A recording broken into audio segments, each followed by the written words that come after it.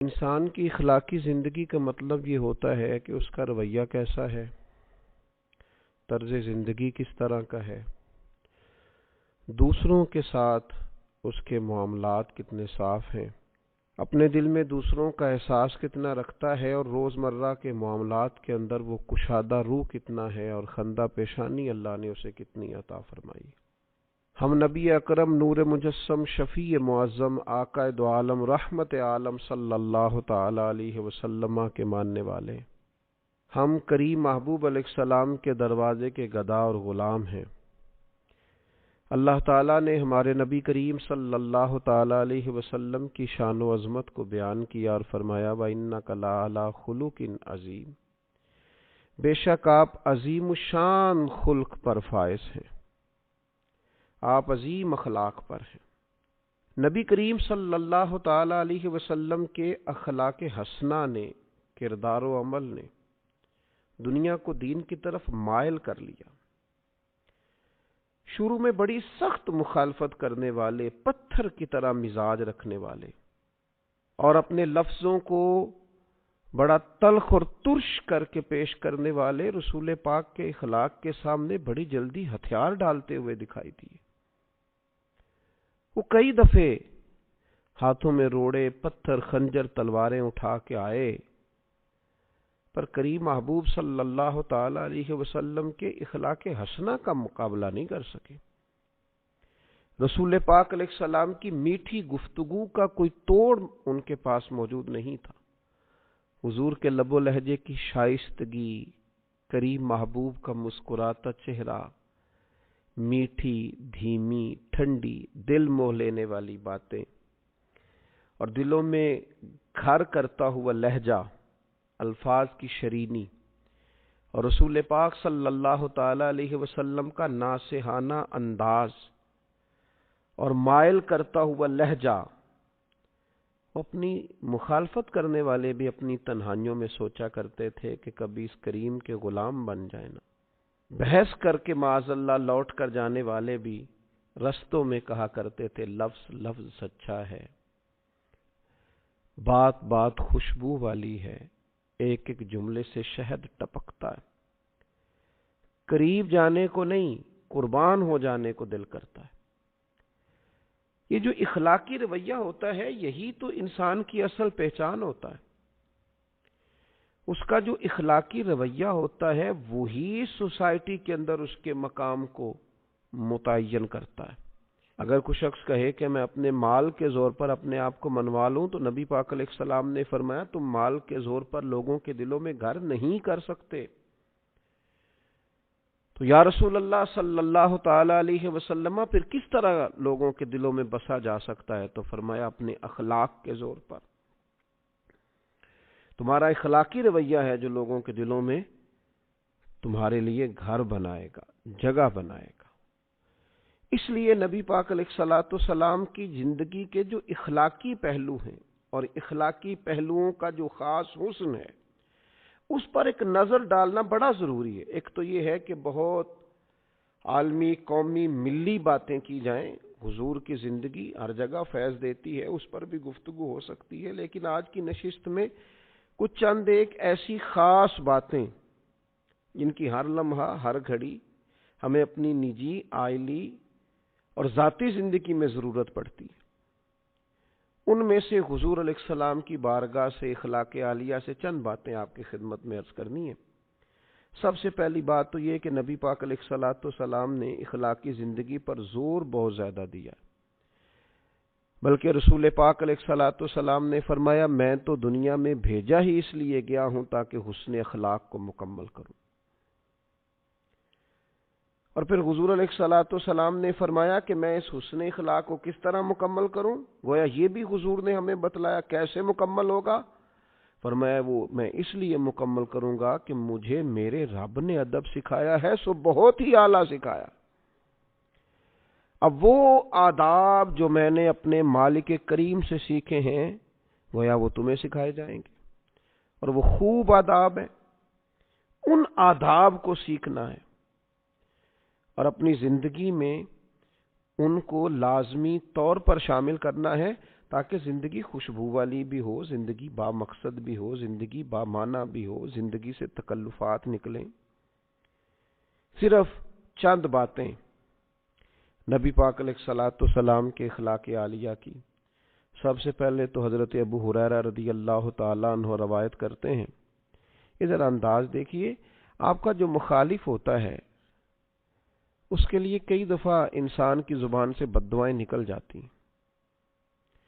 اس کے بارے میں سخت جملے نکل جاتے ہیں، اور لوگ جب تکلیف دیتے ہیں، ستاتے ہیں، تو رد عمل کے طور پر بہت ساری گفتگو انسان سے سرزد ہوتی، اور یہ کوئی ایسی بات نہیں ہے، یہ طبی تقاضا ہوتا ہے، بے ساختہ بھی بعض اوقات کچھ گفتگو نکل جاتی۔ تو حضرت ابو ہریرہ رضی اللہ تعالیٰ عنہ روایت کرتے ہیں کہ رسول اللہ صلی اللہ علیہ وسلم سے عرض کیا گیا، مشرکین کے خلاف دعا مانگیں؟ کیا مختصر سا جواب حضور نے ارشاد فرمایا، نبی رحمت علیہ السلام فرمانے لگے، مجھے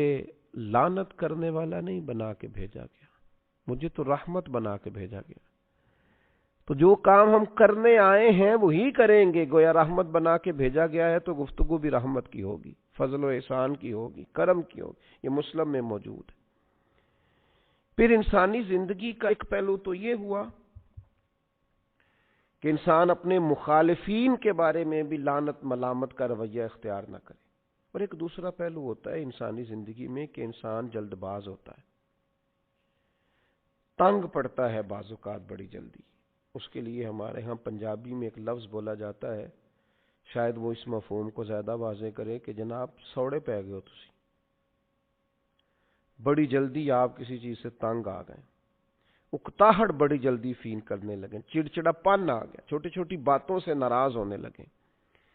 یہ چیز انسانی رویے کو بڑا گھٹن والا سا کر دیتی ہے، اور اگر پورے گھر کے اندر ایک شخص بھی ایسا ہو نا جس کی طبیعت اس طرح کی ہو کہ وہ سوڑا بڑی جلدی ہو جاتا ہے اور تنگ بڑی جلدی ہوتا ہے اور اس کی طبیعت کے اندر گھٹن بڑی جلدی پیدا ہوتی ہے، تو وہ سارے ماحول کو متاثر کرتا ہے۔ اب دیکھیے نبی پاک علیہ السلام کی زندگی سے ہمیں کس طرح فیض لینا ہے۔ حضرت انس بن مالک رضی اللہ تعالیٰ عنہ ارشاد فرماتے ہیں، میں نے 10 سال رسول پاک کی خدمت کی ہے، یہ ترمذی میں موجود ہے۔ 1 2 3 4 دن نہیں، 10 سال مسلسل میں حضور کی خدمت میں رہا ہوں، نبی کریم نے کبھی مجھے اف تک نہیں کہا۔ فرماتے ہیں کبھی نہیں کہا یہ کیوں ہوا، یہ کیوں ہوا۔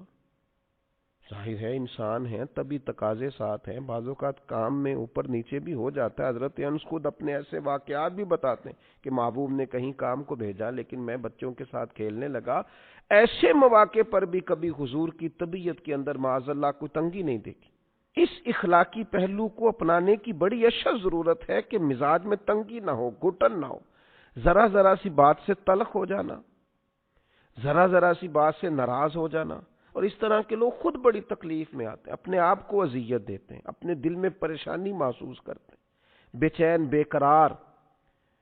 اور پراگندہ کیفیات اور حالات کا شکار ہوتے ہیں۔ تو حضور کے اخلاق سے فیض لیا جائے۔ حضرت انس بن مالک کہتے ہیں کبھی اف نہیں کہا، گویا سایہ ہی ملا، کرم ہی ملا، عطا ہی ہوئی۔ تیسری بات نبی پاک علیہ الصلوۃ والسلام کے اخلاق میں ہمیں ملتی ہے،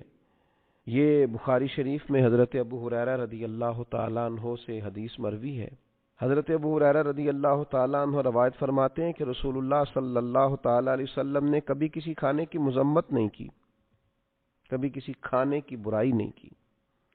اگر آپ صلی اللہ تعالیٰ علیہ وسلم کو کوئی کھانا، کوئی چیز پسند ہوتی تو کھا لیتے، ورنہ چھوڑ دیتے، لیکن یہ میری من پسند چیز نہیں آئی، یہ نہیں بنایا گیا، یہ نہیں کیا گیا،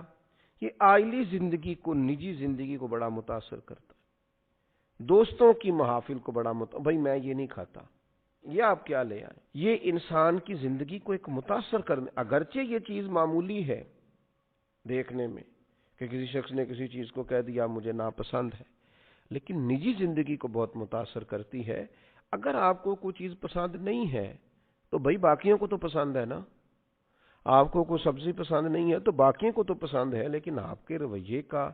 انداز اتنا عجیب ہے کہ آپ گویا باقیوں کو بھی جبراً اس سے روکنا چاہ رہے ہیں، آپ کو پسند نہیں ہے آپ چھوڑ دیجئے۔ یہ رسول پاک صلی اللہ تعالی علیہ وسلم سے سیکھنے والی ایک اہم بات۔